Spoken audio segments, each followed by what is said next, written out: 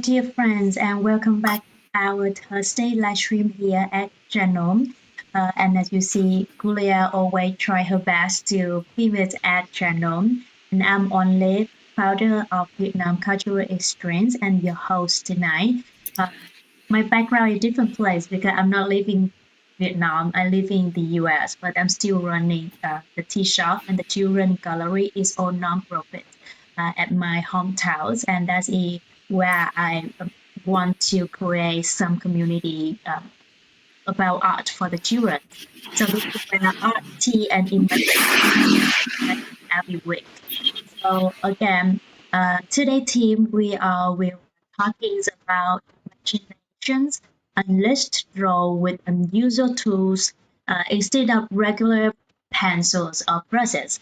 We'll be using things that you might never expect, like spoon, lid, sponge, even fork or some whatever tool that you want to use to create amazing work of art.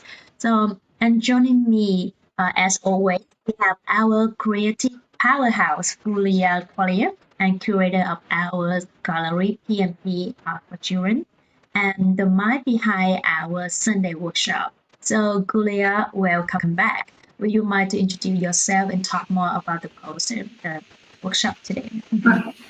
Okay, hello everyone. Once again, my name is Buda. I'm from Russia and now I'm an art teacher and curator in our gallery. And yes, every Sunday, Sunday morning from 9 to 11, I host art classes. And yes, first of all, I invite all of us, all of you, to our art classes. And this Sunday will be the topic of this Sunday will be unusual tools. And I really like already old toothbrushes. It also can give us a really nice art effect on paper. So yes, we can use any of these things, home things which we unexpect as an art tools, but anyway, we can use it and should use, and then we will have really nice art results. And this Sunday, I think that I will offer try bubble art for kids first, then we maybe also should use toothbrushes. I will offer, and kids as usual can choose. And threads also nice, unusual tool, which I like to use in my work. Sweet. Sound very interesting. So we are exploring not only with draw, but with the unusual tools. What is past imagination in children, and I think it's an adult too, right? So let's talk more about that. So Gulia just start and explain already what inspired you to decide this drawing with unusual tool activity. Yeah, I think that we should try to grow our imagination different ways, and using different unusual, unexpected tools is really a nice way to grow our imagination, because the drawings also become not usual, not as we then we use markers and something usual, crayons and pencils or paints or typical brushes. That's why I think that it's also one of also unusual ways of increasing, of growing our fantasy. Nice. And about what can you tell us again? What kind of tools that we will be using in this Sunday? Yeah, we will use bubble art using by straws. We will draw by straws. We can blow things, and we can also cut these straws and make like stars, stars or flowers. This really nice effect on paper when you took your straws already cut it in paints. Yeah, we can use straws like this two different ways, and also we will use toothbrushes and threads. Yeah, threads we will use also to on pens, and then we will move it on paper. That's really awesome. So, what group of age that you aspire the kids to come to the workshop?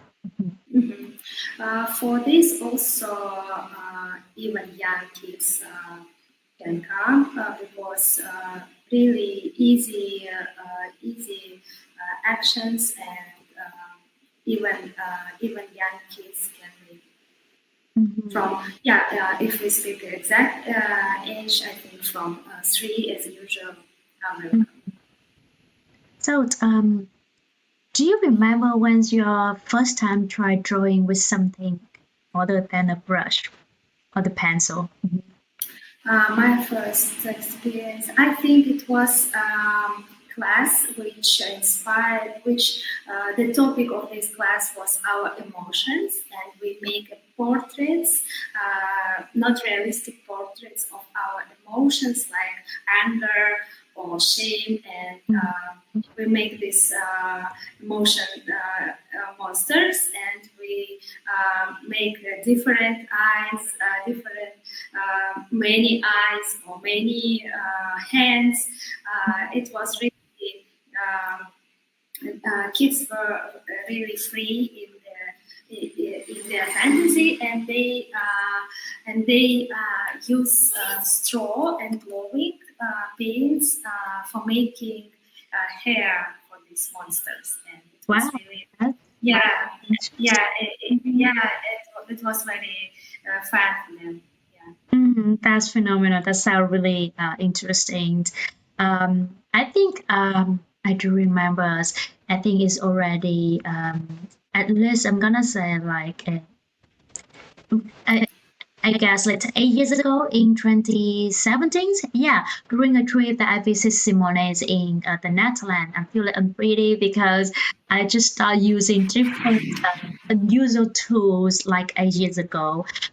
Now you guys will see that I just was planning a little bit of business with a vacation with Simone's, who just wonderful charming artist invited me to try some completely new because at that time I tried to see a lot of different artists to ask them to have the gallery. So I often have business trip in Europe at that time. So instead of using the brush, you can see here like she handed me a black ink and told me like draw on the mirrors using like whatever objects were nearby, and I end up like using like an old pen card, a Q-tips, or even the piece of paper that I wrap on my fingers to try to remove all the ink, and then anything that could help me remove the ink in the shape that I wanted.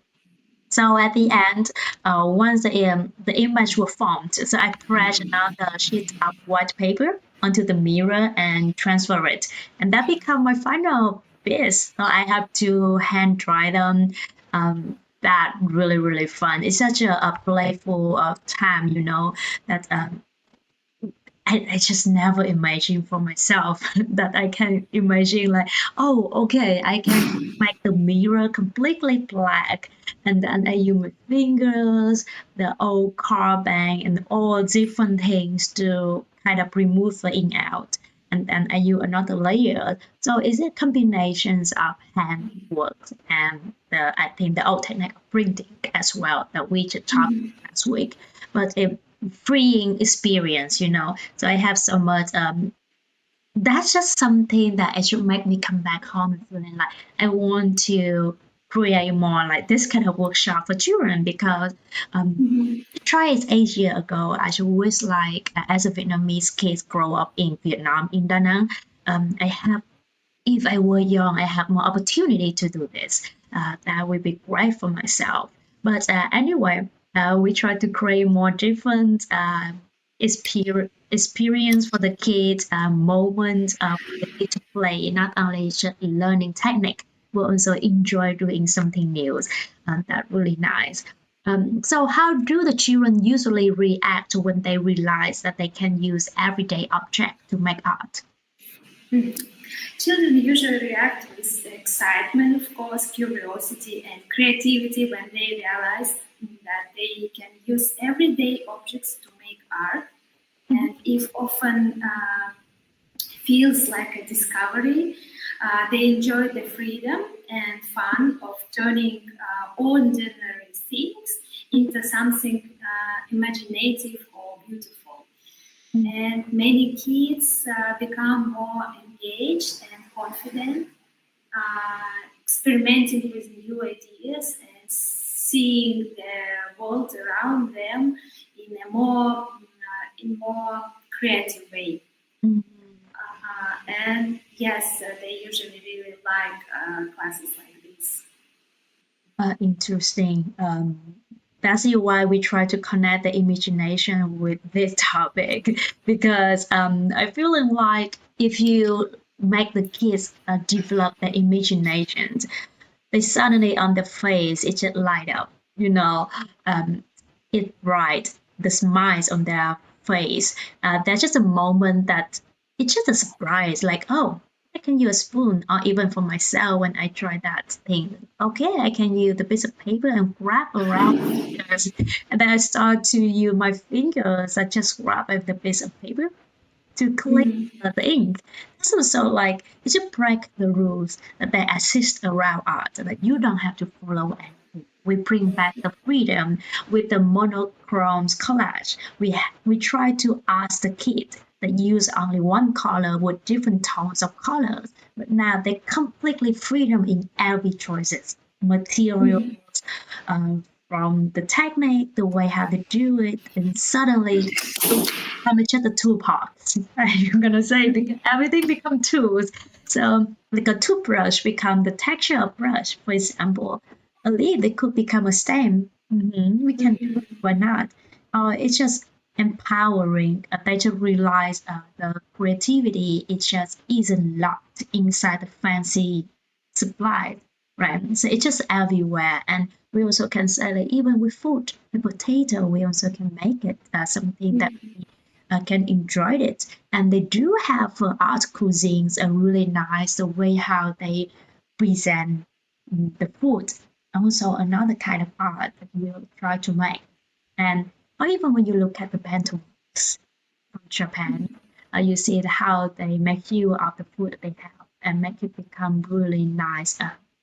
Kind of like a lunch, but the shape is really nice. And sometimes we have a hard time to eat it, right?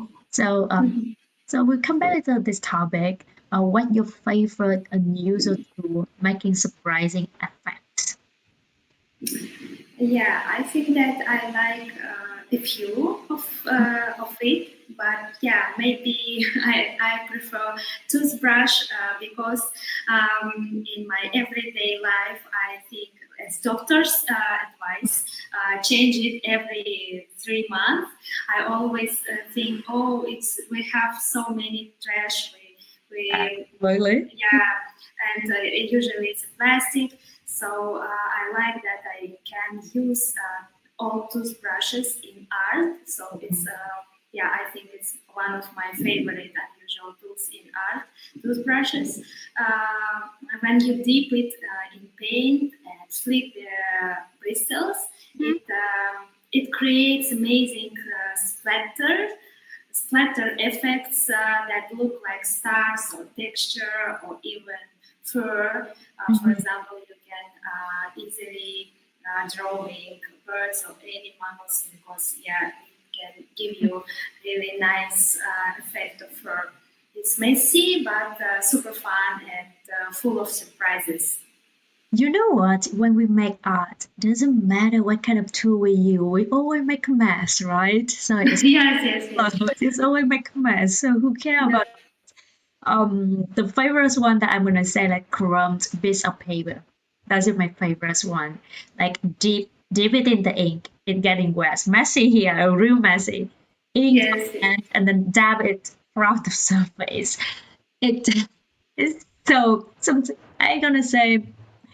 Beginning, I feel like, oh my god, it's so gross because the ink and it's very wet. But sometimes I just feeling like it's so very interesting. It makes your hand dirty, and it's beautiful, unbreakable textures that feel like the cloud on the park, or even like a feather.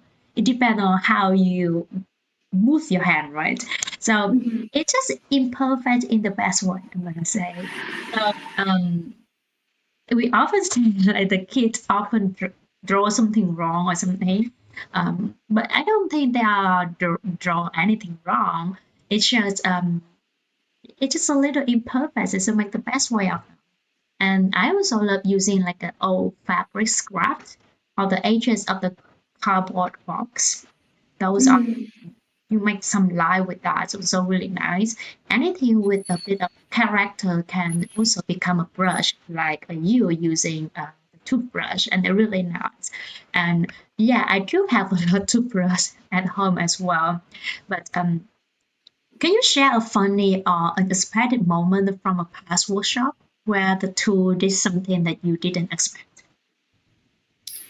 I think that the most funny for me moments is when at finish kids saw their results, and they are surprised, and they have a mix of emotions. They like their what they have. In the end, yeah, I think it's the most funny, the most joyful moments for me when they surprised. They like it, and they understand how easy, and they feel freedom or proud, and make something really interesting with something unexpected, and with really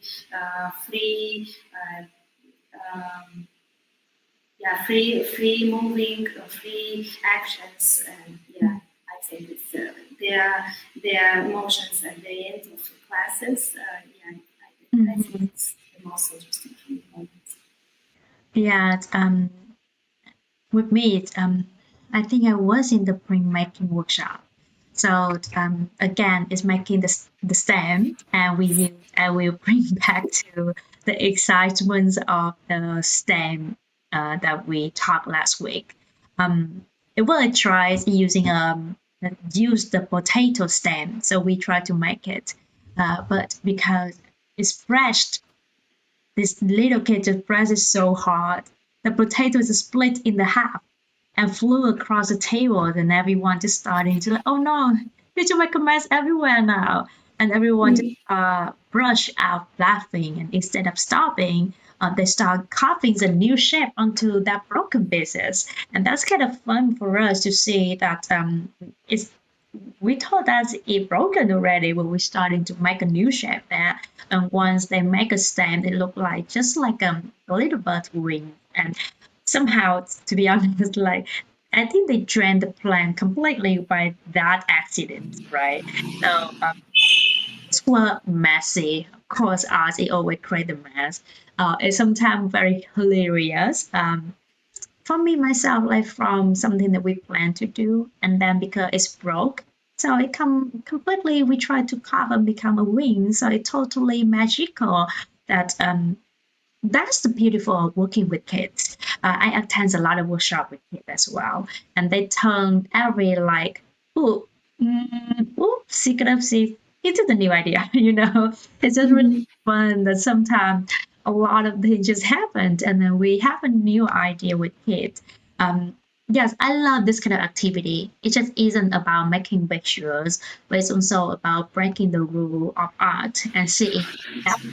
So for family watching, imagine your child realizing that like the chopstick, the spoon, the forks that you use to have meal, and then it could also become a tools for paintings, or even like something for hygiene, toothbrush.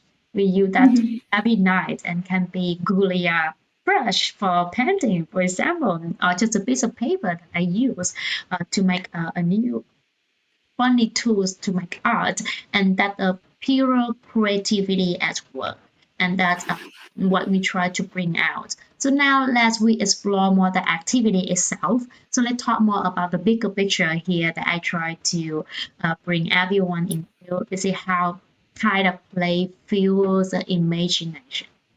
Right. So, Julia's in the experience, how the using unconventional tools affects the children's a child's imagination differently than the traditional art method. Yeah, it's. I think that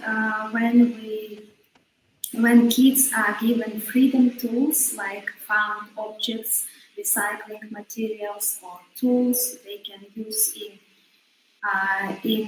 conventional ways, they often become more confident and expressive because they understand that there are no rules and there is less pressure to do it right. So they feel free to experiment, they can make mistakes and explore, or they understand there are no mistakes. That every action can be, every moving, every action can be right. And it shifts the focus from perfection to play, which helps build really creative confidence much faster than using standard brushes and markers. Um, I mean, you work more with kids and you create a workshop, so definitely you have more experience with that more than me. So definitely, I'm mostly just with the attenders. So I'm either audience or attenders because I'm not the one who create the workshop. I just come to attend, so I completely have different idea, and I will not really understand well about that more than you. So, do you see the difference in confidence level between the kids who are given freedom tools and the kids who work only with standard art supplies? Yeah, as I say, I think that there are absolutely, yes, that between these two group of kids there are some difference, and I think that when we offer sometimes or very often some ways to make freestyle art, it's really nice for growing really strong skills in art and growing and increasing imagination than offer only standard art supplies, because yeah, it's just typical way, and they sometimes can imagine that there are can other ways. Yeah, that's why I think that we should offer really freedom tools, offer different ways to make art. Yes, it's often quite striking when the children are handed free tools, like it doesn't matter what tool they use, leaves, toothbrush, sponges, or even their own fingers. Of course, their fingers. They tend to relax and explore openly, more openly, I think. They're less pressure, like, oh, get it right. It has to be like that. With the standard supplies like brushes or pencils, of course, the kids still able to make a lot of beautiful artworks, um, paintings, drawing. Uh, some kids feeling like they are the correct way to use them. So if you use pencil, you have to use the correct one, the one with the shape pointing out, instead of using the other that they might have. You have to try to cut the pencil first, sharpen it.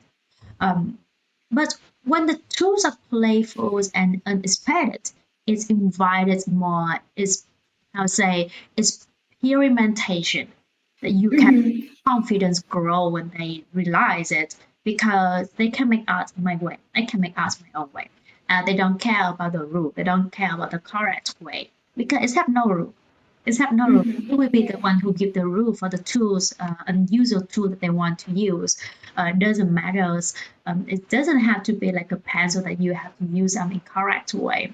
It could be like I use them in different way that I want, you know. So how does this connect to the problem solving skill outside of the of art?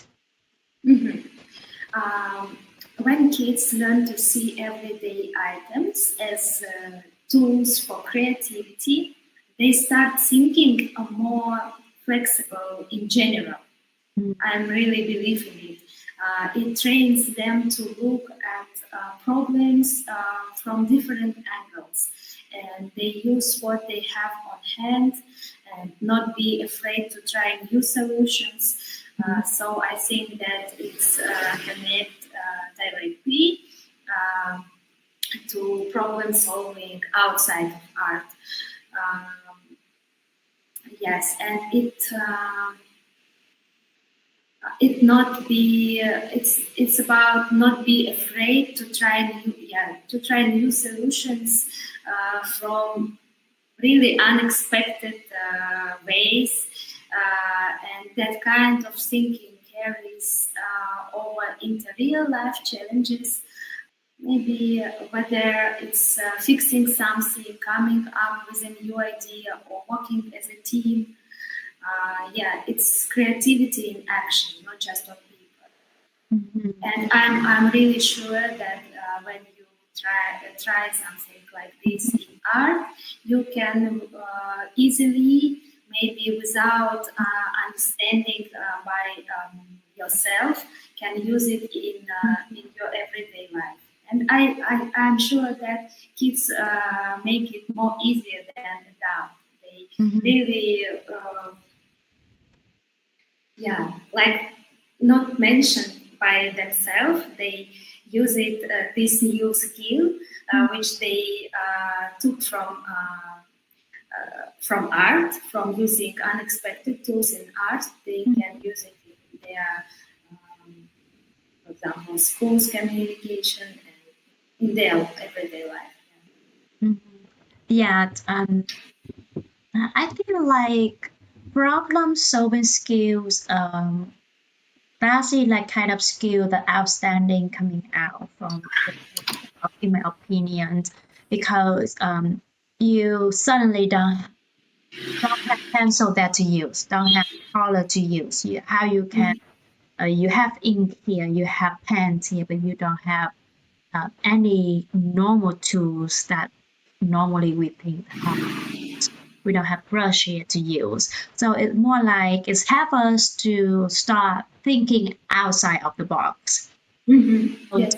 It's great the flexibility building the real world problem solving, from my opinion, that kids learn to use everyday objects in the new way. That suddenly put them in the situation, the atmosphere that they don't have those kind of tools to use every day.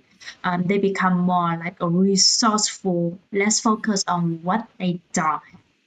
They're more curious about what they can do with what around them, you know.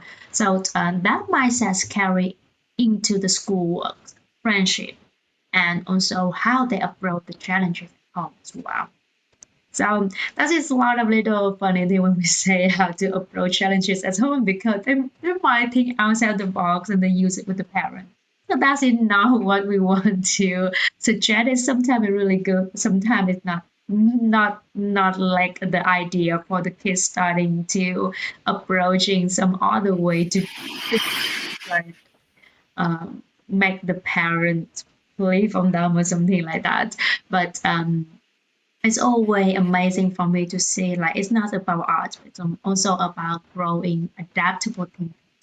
So all the time we also have to rethink like, oh, when you have the kid sneaky out to get what they want from the parents, right? So it's way have funny way to think about that. And yeah, I really like this topic as well. I wish that, as I say again, I wish that when I was younger, I had more opportunity to attend to like a workshop like this. As I recall, we do have art class at the school, but I'm really bad. So normally I might try to ask my family member to draw them for me if it's a homework.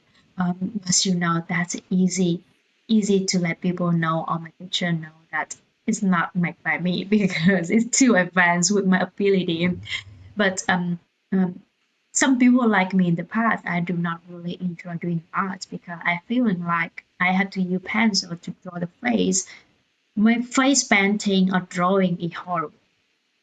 Always still now. I'm still not enjoying doing that, for example, and I never want to learn it because I'm not enjoying doing that. But one day again, the on artist, I call him artist. He does pop rocks, and then when I watch him, I said, "Oh, okay, I can do like this too." And then my friend said, "Oh, you're doing very well." I just kind of surprised and like, actually, I don't think it's very well. I should follow exactly what pop rocks say, right? So I'm not really try to do those, but that's why we here try to create the environment for kids.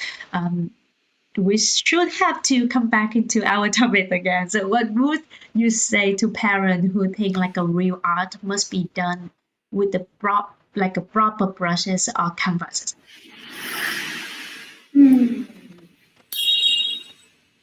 I think that this idea that a real art must be with brushes and canvas, it's a little bit old-fashioned idea because even our modern gallery, when we came, we see not only canvas, we saw sometimes very modern piece of art. It can be like a video, it can be really something digital. So it's a little bit really not linked with our nowadays. So I think that it's it's a little bit like a frame.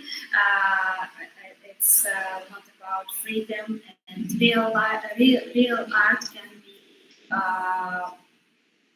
It's not about which tools we use. It's more about emotions, of expression, our emotions, and tools and ways can be different.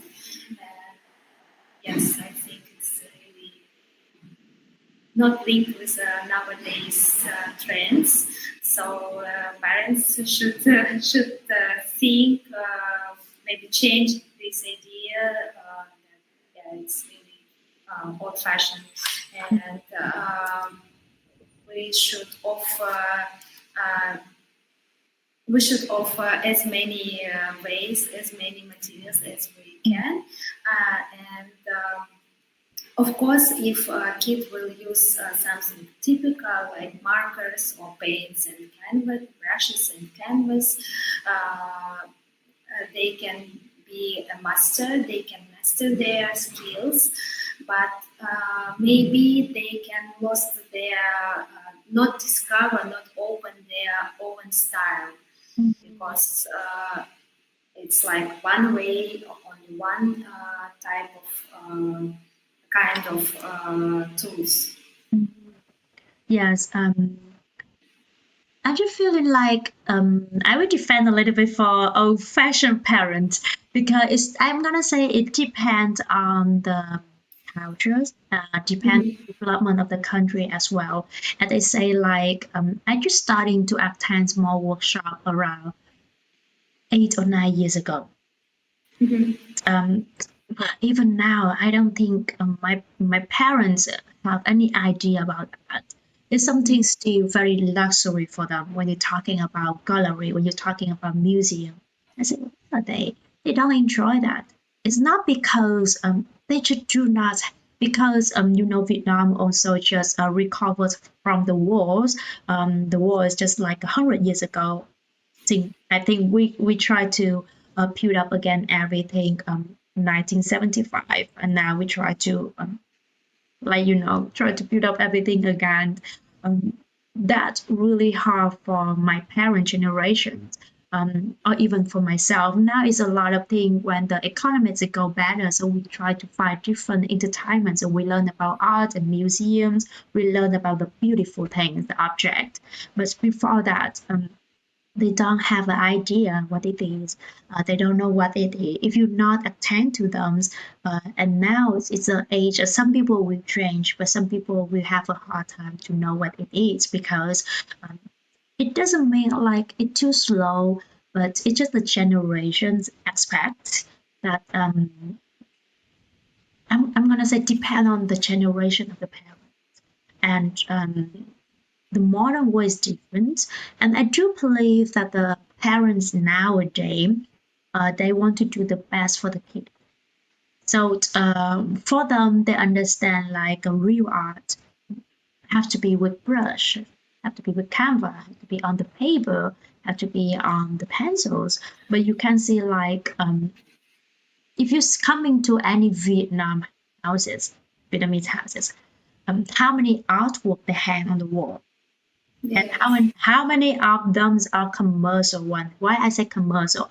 It have to be very familiar things. For example, like the field rice, the horses, maybe some like farmers, some lady with the Vietnamese traditional hat, traditional clothes. It's very commercial because for them that's what they learn. Oh, that's painting. But they know. And I would say like a real art is just about the expression. It's not equipment. And brushes or canvases are wonderful, yes, but they are just one part. And some of the most powerful pieces I ever seen is made with the, I'm gonna say it's actually the sculpture. I really, really love it. I see it in Washington's DC museums when they travel there. I said my husband should look like, is it real? You know, like we still have to come back. Like it's just like it's just unbelievable at that time that how Westerners can create that sculpture. It looks so real when you look far away, look into that statue of the lady. It looks so. The impressions here is a statue. Is a make wood. I'm not sure the material they use, but the statue that they make that white, but the lady wearing kind of covers on the face, and it's like, is it a real fabric? But it's not. And that's something I just feeling like, wow, it's just so weird for me to see that, like, so skillful to make it. And that piece of work it already happened. I think like 100 years ago already, more than 100 years ago. Was the first university, the first art university built up by French in Vietnam, and at that time all the students are sent to France to learn about art. So actually, they not really develop a lot of art in Vietnam at that time. So that is the fact that I do believe like if the parents have more opportunity to know to approach to art like a Westerners, like Russia also have a really depth in art culture. That would be different things. And what matters is the intention, the story, and the joy when the kids feel free to create with what around them. And they often surprise us with how inventive and expressive they can be, right? So, yeah, a little bit defending for the old fashioned parents, but completely understand for that culture and background. Everything we need the understanding of aspect with that. Yeah, I also want to add a few words to this topic. That I think, culture of Vietnam, or especially adult generation, is really similar. I think very close to Russian generation in respecting academic art. Wow. Yeah, I think we are really same in it. We are really close in it. And yeah, we really like academic art, academic teaching and learning language, for example. So yeah, I also respect painting by brushes and on canvas. It's like a base, and you can build from it something more, some maybe your own art style. But I think that if you choose this way to make art, or choose this way, these kids should try different ways. But yes, academic painting is really huge part which we should respect of art in general. Mm-hmm. So yes, I also respect drawing on paper by brushes, but we can use something modern also, or we should know that it also exists like a way of art. Absolutely, yes, absolutely. It's about the care. How much people care about all different style or different technique or different what is called imaginations idea that it can drive us into completely like another way to think. So it's just really wonderful to how we can see it, and a lot of them we can see like I use the word commercial art here so because for myself like in Vietnam at this moment you still even you more a little bit modern like stuff but you still like how to say you still painting flowers for example or you still painting some certain artwork that is just look like to the other to different one.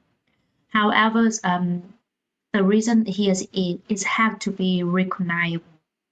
It's made Mhm. when we look at the artwork, we know immediately the flowers, immediately that's either buffalo, immediately that's either cat, dog, a lady, and that's it nowadays in Vietnamese houses. Um, still have at home, but a lot of them are commercial art.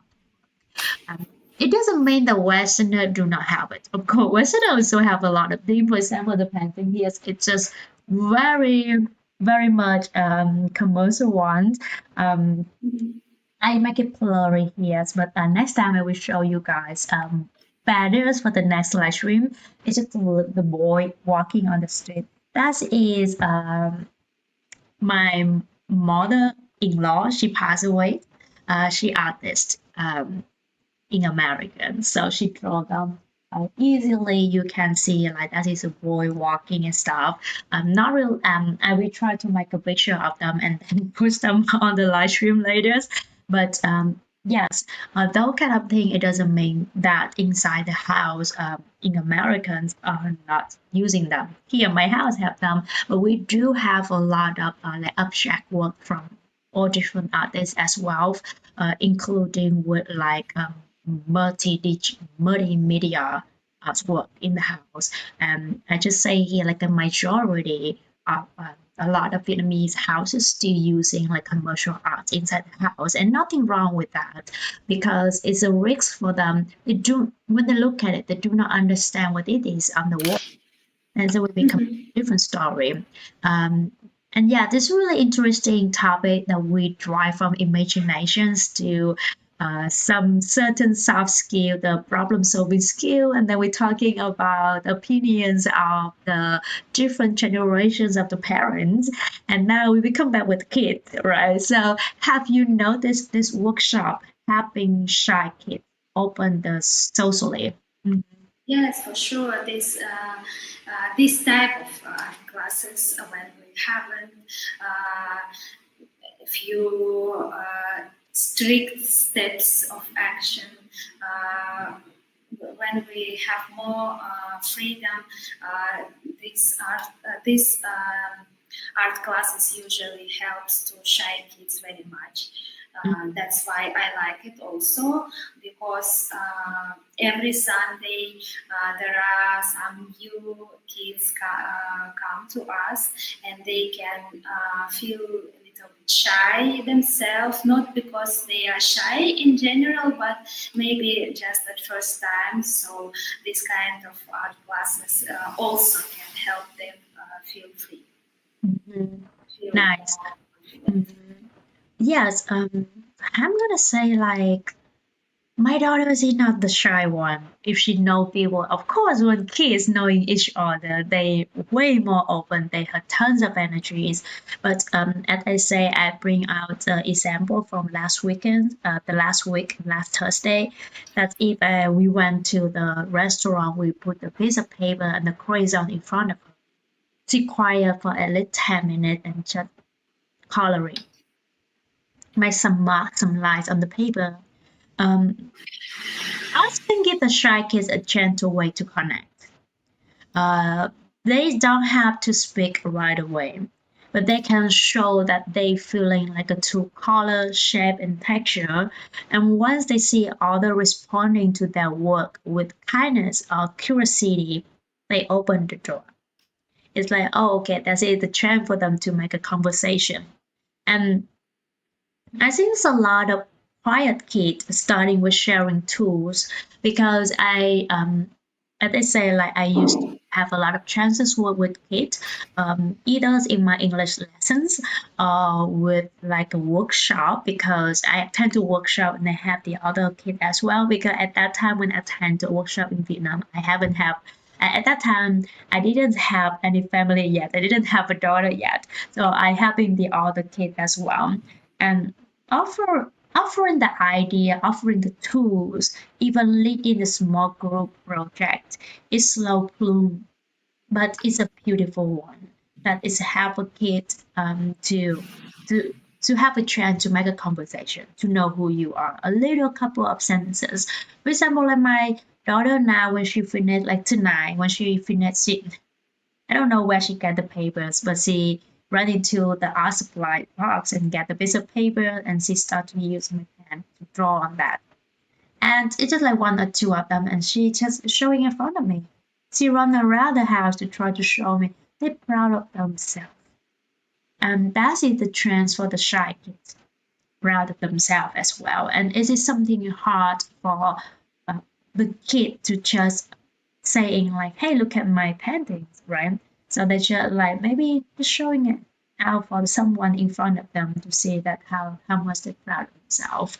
And that's a beautiful one. As I say, it's a powerful and very for me it's a very nice moment to see how the kids showing how confident they are, how proud of themselves that they're able to make. Do you want to add anything on this? Yeah, I absolutely agree. I also like this opportunity from art, which can make kids more confident. And as a mom of most times shy son, eldest son, I think that yeah, I really like this moment that art gives us. That from time to time, from one classes to next, we become more confident. We can share something. We can make new friends. And yes, these kind of art classes especially helps them who usually use not so confident as others. Mhm. It doesn't mean that they will become the artists in the future. At least they learn that this is kind of entertainment, Mhm. and that really nice for them. Um, I'm not really doing a lot, but during my free times, um, I make some other stuff. At this moment, I'm into crochet. That's different things, but I used to like. I have all the art supplies at home. Um, I have a clay. I have fondant to play with. I have even I have play doh from my daughter. And sometimes I just sit there and then make some simple thing. It's make yourself busy. It's also another way to invite your kid to make something easy. For example, like if my daughter seeing, if she see me like doing something with her play-doh, then she start immediately try to take it from me. And then you can teach them that how you can share and ask in politely. in that way also different way for us to learn how to share tools together, how to make art together. And that's also really nice way for the kid to learn not only how they able to make art, but also how they can behave in the proper way with different people as well. So do you see any crossover between this or other form of creative play? Yes, of course. And as a teacher of Russian also language, I like that making art is a great opportunity to sharing your thoughts, to training your storytelling skills. I really like it, and I like ask many questions as I see that kids really ready and want to share their ideas and thoughts about what he makes, and and I like to see how last time kid just share a few ideas, just explain a little bit, but next time he much more open in his sharing, and his storytelling skills also grow. I really like it. Maybe it's my another part of my teacher's identity, like a teacher of Russian. I really like training speaking also, and yes, I like when kid can talk a lot about their art. Yeah, all the time, of course. It's really nice. It's kind of similar with how they build the blog. For example, how they do the invent games, how they tell the story with toys. With kids, sometimes, especially in early age, you see like they have an object. They can speak nonstop with that object, and we say, "Do you have a lot of story?" And they can talk day and night with you about just that object, and that's the beautiful one. And I say the same, and it's all the parts of the same creative muscle, the part that you use your hand, your brain, the smiling you have on face.